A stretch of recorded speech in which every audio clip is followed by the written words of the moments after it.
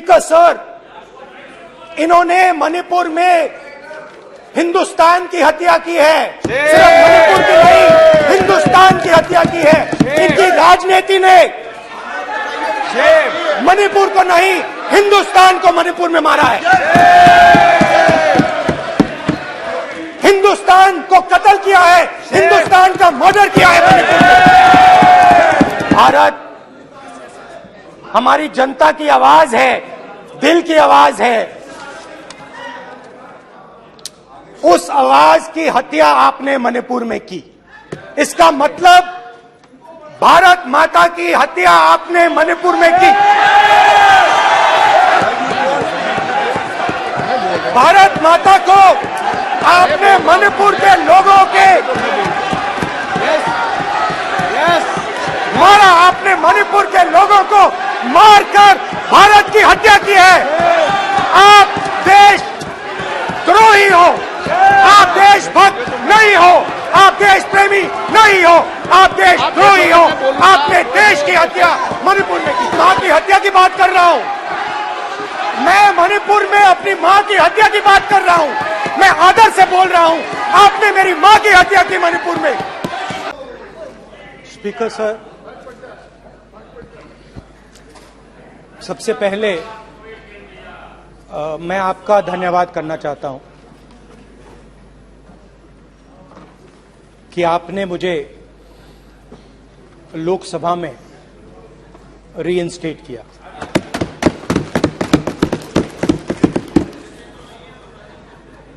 और पिछली बार जब मैं बोला तो शायद मैंने आपको थोड़ा कष्ट भी पहुंचाया, क्योंकि मैंने इतनी जोरों से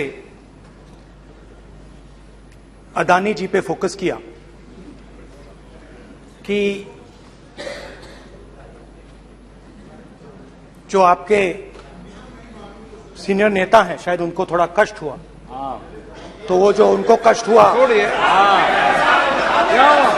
हमेशा अदानी पे अभी भी कष्ट हो रहा है। वो जो कष्ट हुआ, अभी भी कष्ट हो रहा है। विषय पे आइए, विषय पे। अभी भी कष्ट हो रहा है, अभी भी कष्ट हो रहा है। ये देखिए, ये सारे नहीं मगर सुनिए तो वो जो कष्ट हुआ 1 2 3 4 5 उसका असर शायद आप पे भी थोड़ा हुआ। तो इसके लिए मैं आपसे माफी मांगता हूं, मगर मैंने सिर्फ सच्चाई रखी थी। मगर आज जो मेरे बीजेपी के मित्र हैं, आज आपको डरने की जरूरत नहीं है।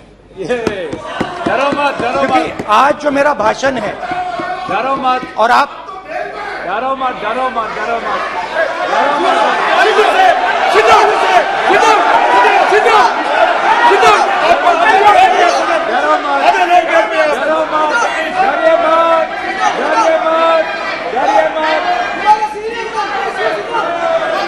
स्पीकर सर, अरे बैठे ब्रदर।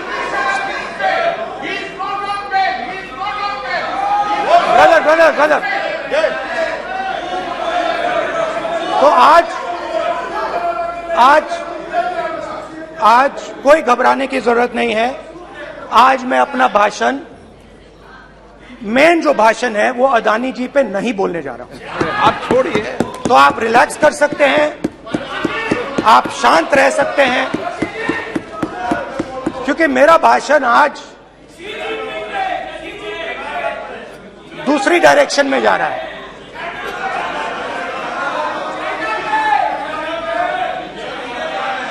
रूमी ने कहा था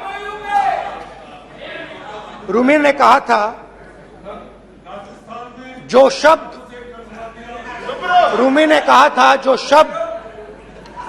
दिल से आते हैं वो शब्द दिल में जाते हैं। तो आज मैं दिमाग से नहीं बोलना चाह रहा हूं, मैं दिल से बोलना चाह रहा हूं।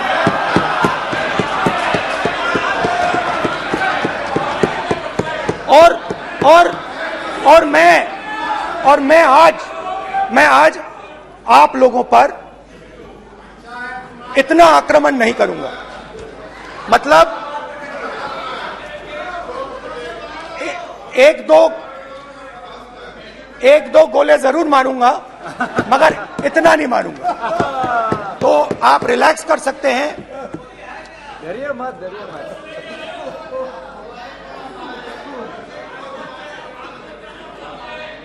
अरे रक्षा मंत्री जी आज संभाल लेंगे हम लोग।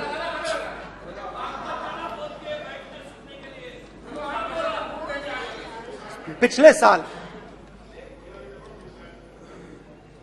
130 दिन के लिए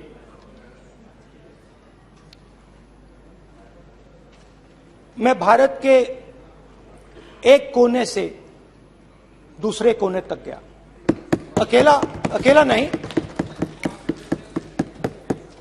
बहुत सारे लोगों के साथ।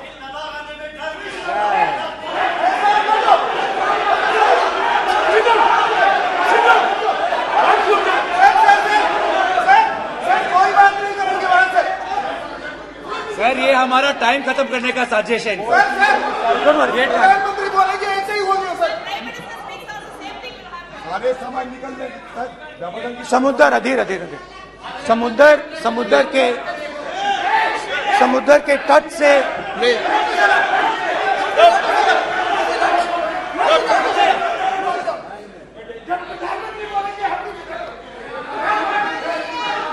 माननीय सदस्य प्लीज प्लीज ऐसे धमकाने का बात की मत बोलो यहाँ पे।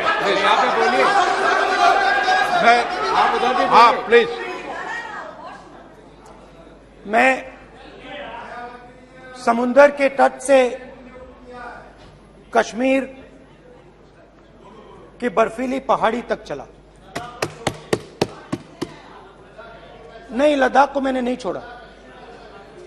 यात्रा अभी खत्म नहीं हुई है, यात्रा जारी है और जरूर लद्दाख आएंगे, घबराइए मत। बहुत सारे लोगों ने मुझसे पूछा यात्रा के दौरान, यात्रा के बाद कि राहुल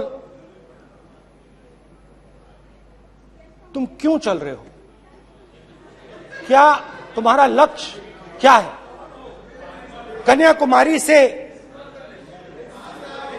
कन्याकुमारी से कश्मीर तक क्यों जा रहे हो। और जब वो मुझसे पूछते थे, शुरुआत में मेरे मुंह से जवाब नहीं निकलता।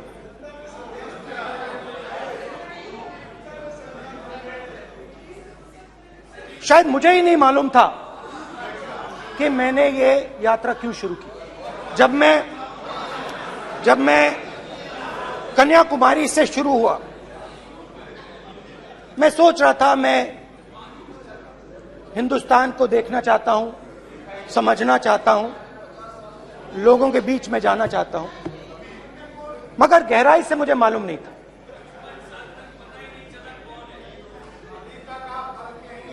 थोड़ी देर में मुझे बात समझ आने लगी।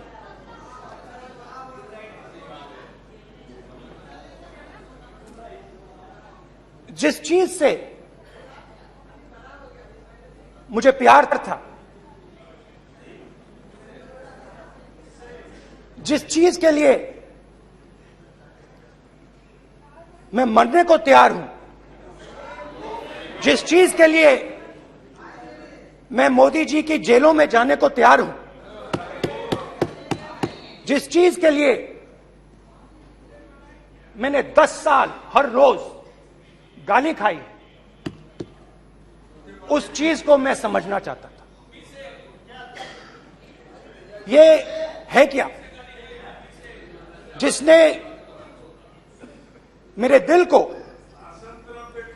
इतनी। भाई आप रनिंग कमेंट्री बंद करो, नहीं तो हम भी चालू करेंगे। सुनने का आप धैर्य रखो। जिस चीज ने मेरे दिल को इतनी मजबूती से पकड़ रखा था, उसको मैं समझना चाहता। शुरुआत में जैसे मैंने शुरू किया, सालों से मैं हर रोज 8-10 किलोमीटर दौड़ता हूं, तो मेरे दिमाग में था कि अगर मैं 10 किलोमीटर दौड़ सकता हूं तो 25 किलोमीटर चलने का क्या मतलब, कोई बड़ी बात नहीं है। ये मैंने सोचा था। आज मैं उस भावना को देखूं तो वो अहंकार था कि मैं ये कर सकता हूं, ये कुछ नहीं है। तो मेरे दिल में उस समय अहंकार था।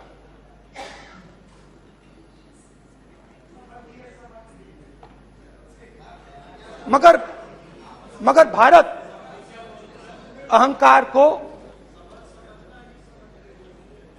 एकदम मिटा देता है, 1 सेकंड में मिटा देता है। तो हुआ क्या, 2-3 दिन में मेरे घुटने में दर्द शुरू हो गया। पुरानी इंजरी थी और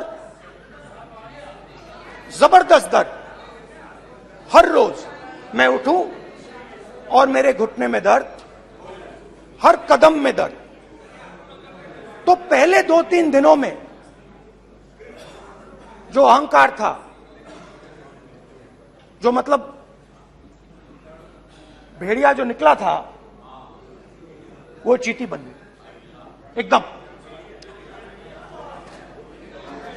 जो हिंदुस्तान को अहंकार से देखने निकला था, वो पूरा का पूरा अहंकार गायब हो गया। और रोज मैं डर डर के चलूं कि क्या मैं कल चल पाऊंगा। ये मेरे दिल में डर था। और जब भी ये डर बढ़ता था, कहीं ना कहीं से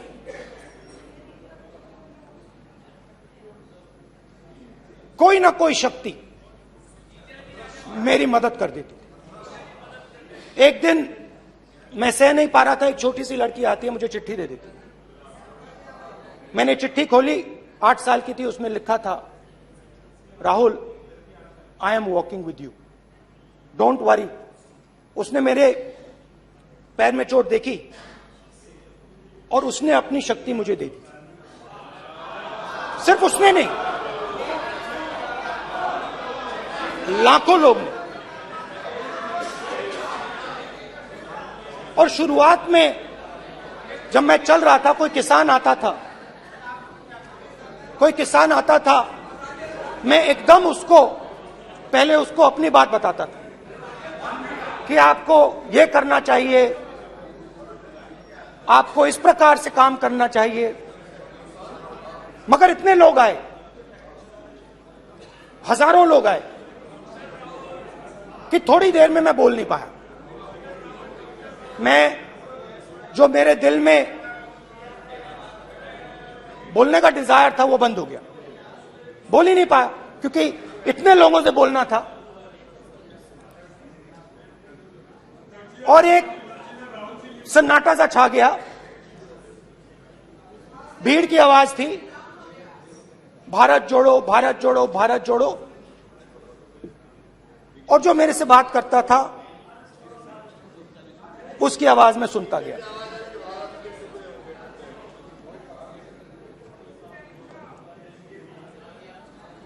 हर रोज सुबह 6 बजे से रात 7-8 बजे तक आम आदमी, गरीब, अमीर, बिजनेसमैन, किसान, मजदूर, सबकी आवाज।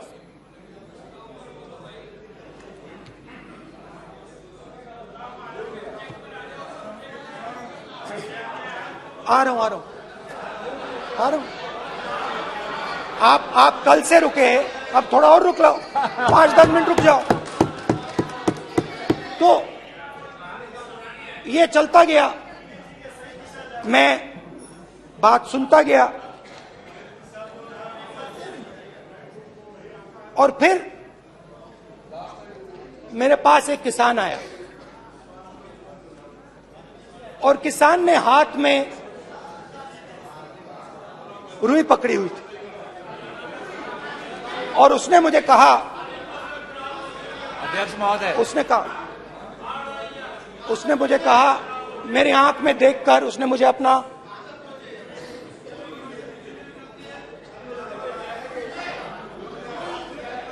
वो रुई का बंडल दिया और उसने कहा, राहुल जी यही बचा है मेरे खेत का यही बचा है और कुछ बचा नहीं है। मैंने उससे जो मैं नॉर्मली सवाल पूछता था, भैया आपको बीमा का पैसा मिला, वो पूछा, बीमा का पैसा मिला वो पूछा, और किसान ने मेरा हाथ पकड़ा। किसान मुझे कहता है कि नहीं राहुल जी, मुझे बीमा का पैसा नहीं मिला, हिंदुस्तान के बड़े उद्योगपतियों ने वो मुझसे छीन लिया। मगर इस बार बड़ी अजीब सी चीज हुई। जब मैंने किसान को देखा और वो मुझसे बोल रहा था, तो जो उसके दिल में दर्द था वो मेरे दिल में आया। जो उसके आंखों में शर्म थी जब वो अपनी बीवी से बात करता था, वो शर्म मेरी आंखों में आई।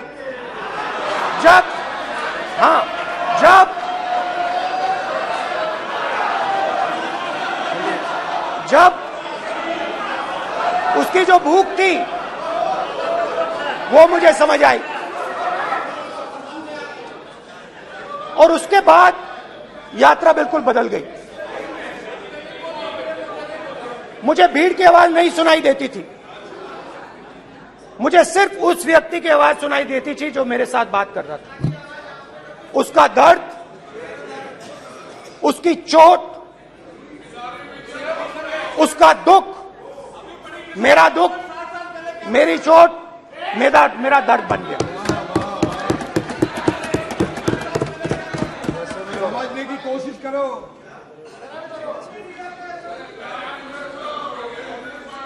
भाइयों और बहनों,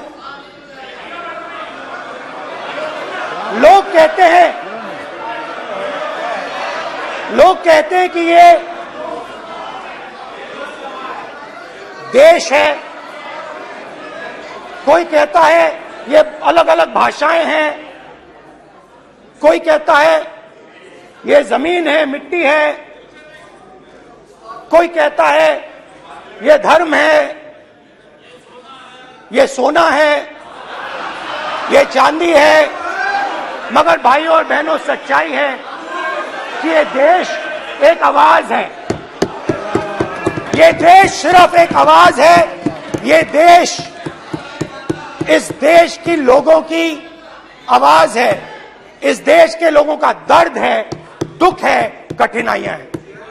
और अगर हमें इस आवाज को सुनना है तो हमारे दिल में जो अहंकार है,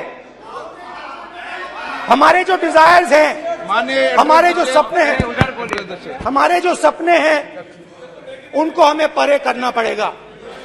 जब हम अपने सपनों को परे करते हैं तब हमें हिंदुस्तान की आवाज सुनाई देती है, तब तक हिंदुस्तान की आवाज हमें नहीं सुनाई देती।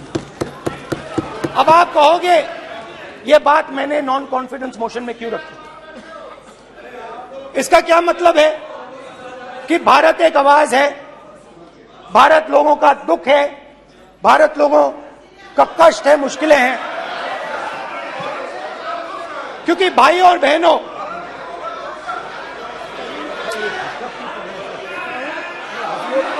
अध्यक्ष महोदय, अब पूरा सूद समेत जवाब तुमको मिलेगा, पूरा सूद समेत जवाब देंगे सर। फिर आप हमें मत रोकेगा सर। अध्यक्ष महोदय, फिर आप हमें मत रोकेगा सर। आप हमें मत रोकेगा, फिर आप हमें मत रोकेगा, आप हमें मत रोकेगा, फिर आप हमको मत रोकेगा सर। हम सब देख रहे हैं, सब सुन रहे हैं, आप हमको फिर मत रोकेगा सर। तो स्पीकर सर, भारत एक आवाज है।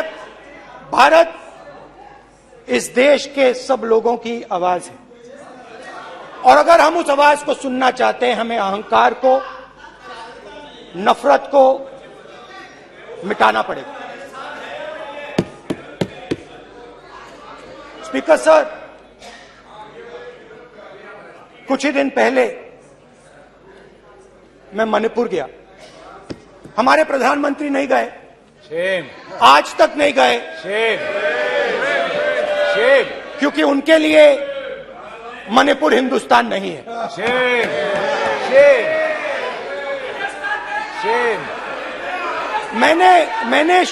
मैंने मणिपुर शब्द प्रयोग किया, मगर आज की सच्चाई यह है कि मणिपुर नहीं बचा है। मणिपुर को आपने दो भाग में कर दिया है। मणिपुर को आपने बांट दिया है, तोड़ दिया है। मैं मणिपुर में रिलीफ कैंप्स में गया। रिलीफ कैंप में आज जा रहा हूं।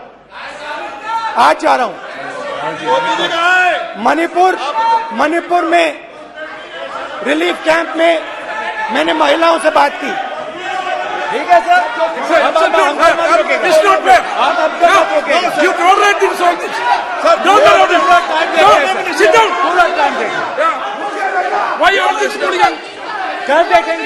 कल देखेंगे। बात नहीं करेंगे सर, प्रधानमंत्री की बात नहीं करेंगे सर। ऐसे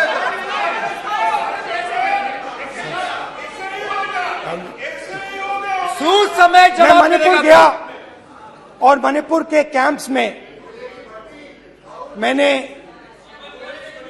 महिलाओं से बात की, बच्चों से बात की, जो हमारे प्रधानमंत्री जी ने आज तक नहीं किया। एक महिला मुझे कहती है, मैंने उनसे पूछा, बहन क्या हुआ आपके साथ?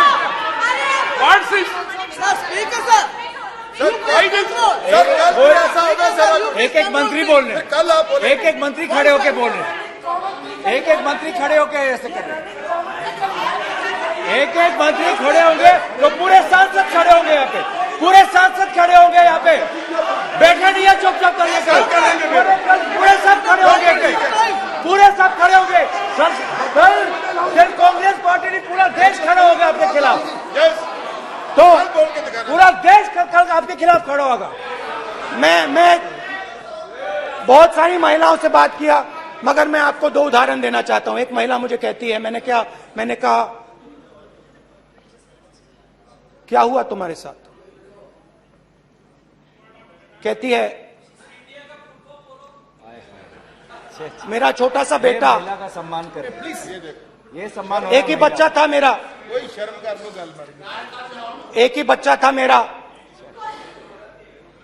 मेरे सामने, मेरे आंखों के सामने उसको गोली मारी है। मैं पूरी रात, आप सोचिए, आप अपने बेटों के बारे में सोचिए, मैं पूरी रात उसकी लाश के साथ लेटी रही। झूठ नहीं, झूठ आप बोलते हो, झूठ मैं नहीं बोलता हूं। मैं पूरी रात उसकी लाश के साथ लेटी रही, और फिर मुझे डर लगा, मैंने अपना घर छोड़ दिया, जो भी मेरे पास था वो मैंने छोड़ दिया। मैंने उनसे पूछा, कुछ तो लाई होगी? कहती है, नहीं, सिर्फ मेरे जो कपड़े हैं ये मेरे पास हैं।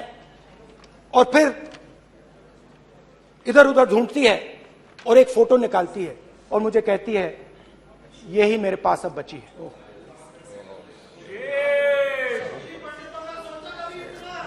एक और उदाहरण,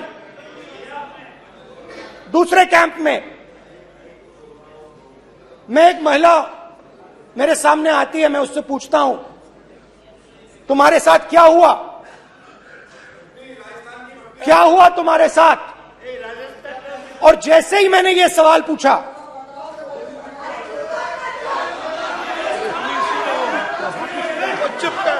जैसे ही मैंने ये सवाल पूछा,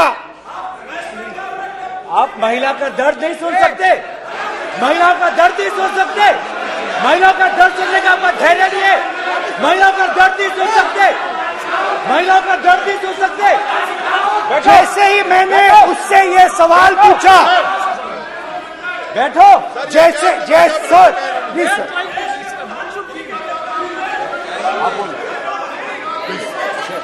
शर्म करिए, शर्म करिए। जैसे ही मैंने उससे सवाल पूछा तुम्हारे साथ क्या हुआ, शर्म नहीं है तेरे को? वैसे ही 1 सेकंड में वो कांपने लगी। उसने अपने दिमाग में वो दृश्य देखा और वो बेहोश हो गई। मेरे सामने कांपती हुई बेहोश हो गई। तो ये मैंने आपको सिर्फ 2 उदाहरण दिए हैं।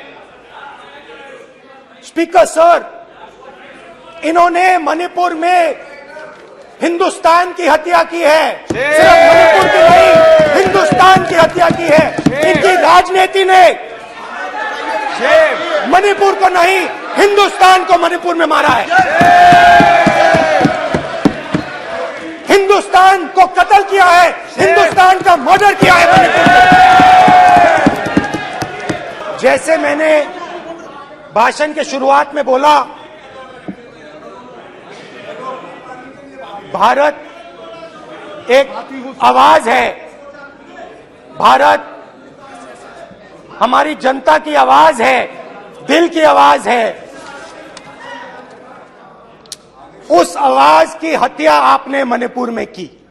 इसका मतलब भारत माता की हत्या आपने मणिपुर में की।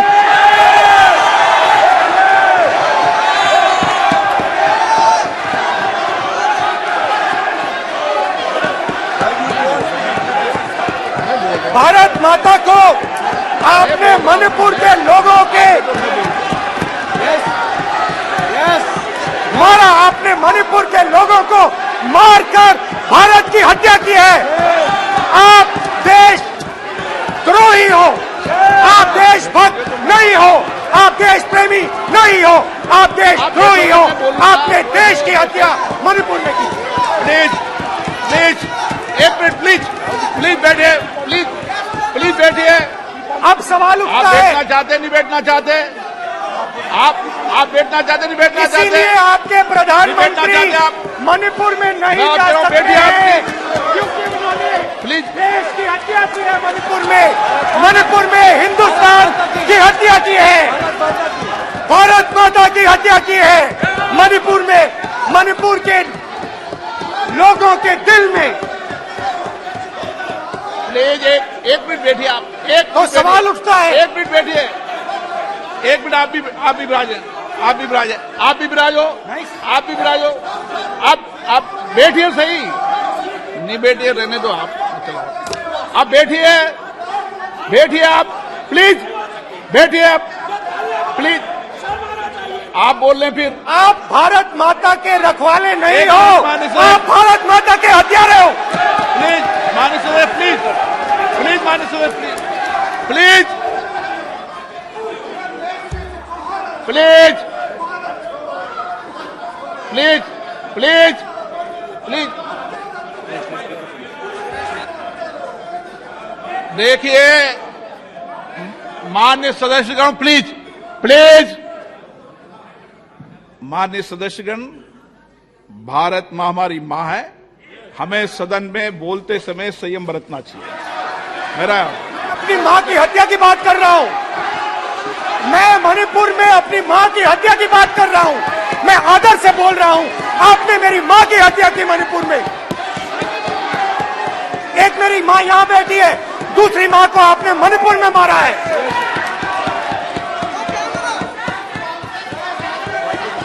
और हर रोज जब तक आप हिंसा को बंद नहीं करोगे, तब तक आप मेरी मां की हत्या कर रहे हो।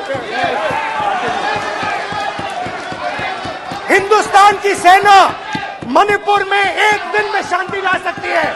हिंदुस्तान की सेना का प्रयोग नहीं कर रहे हो क्योंकि आप हिंदुस्तान को मणिपुर में मारना चाहते हो।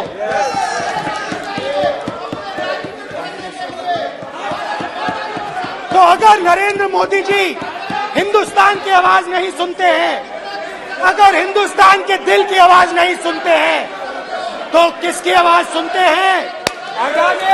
दो लोगों की आवाज सुनते हैं। किसकी आवाज सुनते हैं?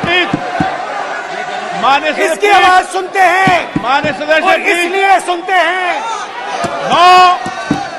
नो ये गलत तरीका मान्य सदस्य, देख लीजिए गलत तरीका है। अडानी जी के लिए मोदी जी ने क्या काम किया है, देख लीजिए। ये पहले आपको और उसको ये लेकर बाद नहीं आए, में। गलत तरीका आपका। मान्य सदस्य आपका गलत तरीका है। आप सीनियर सदस्य हैं, आप इस तरीके का बाहर सदन में मत करिए। आप बात करिए लेकिन इस तरीके से पोस्टर लाना ये उचित नहीं है किसी तरीके से। रावण दो लोगों की सुनता था। रावण दो लोगों की सुनता था, मेघनाथ और कुंभकर्ण। वैसे ही नरेंद्र मोदी दो लोगों की सुनते हैं, अमित शाह और अडानी। भाई और बहनों, लंका को हनुमान ने नहीं जलाया था, लंका को रावण के अहंकार ने जलाया था। प्लीज मान्य सदस्य आप संयमित बोले। आप ये सदन है, आप तरीके से बोलिए। मान्य राम सदस्य ने रावण को नहीं मारा था, रावण के अहंकार ने रावण को मारा था। आप पूरे देश में केरोसिन फेंक रहे हो, पूरे देश में आप केरोसिन फेंक रहे हो। आपने मणिपुर में केरोसिन फेंकी और फिर चिंगारी लगा दी। अब आप हरियाणा में कर रहे हो, पूरे देश को आप जलाने में लगे हो। आप पूरे देश में भारत माता की हत्या कर रहे हो। धन्यवाद स्पीकर।